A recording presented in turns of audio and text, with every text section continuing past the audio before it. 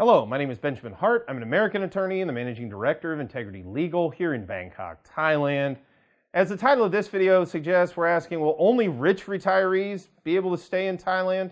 The reason for this video, the inspiration, if you will, for the video came from an excerpt from the Pattaya Mail. It's pattayamail.com.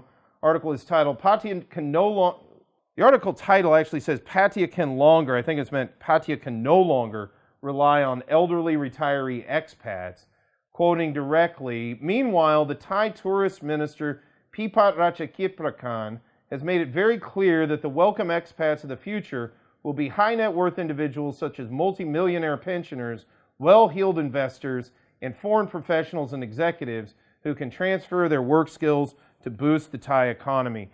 There has been a kind of pervasive ennui or sort of almost, I don't know, cynicism,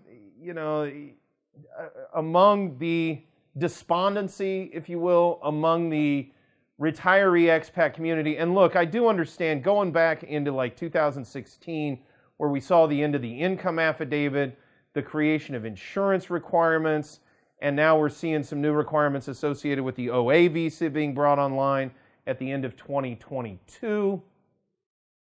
There are those who are concerned about the future of the retiree space, if you will, here in Thailand. I would like to kind of allay some of those fears. I don't think Thailand, on a policy level or otherwise, has any desire to drive off retirees. I think the thinking was that going from the mid-90s up until roughly 2016, 2017, so, basically 97 to 2017, it's 20 years, there just hadn't been, there were some changes that there was some tweaking that needed to be done, if you will, to the retirement visa framework, to the rules and regulations associated with retirement here in Thailand. I think for the most part, this tweaking is probably pretty well done with, the OA category has had a lot of changes made to it that has piled on some requirements, frankly, associated with the OA.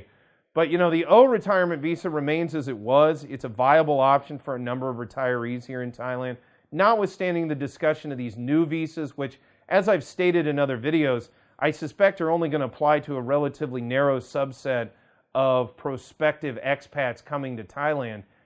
I just don't see where we're really going to see on any broad scale the rollback of retirement visa benefits for foreign nationals looking to retire here in the Kingdom of Thailand.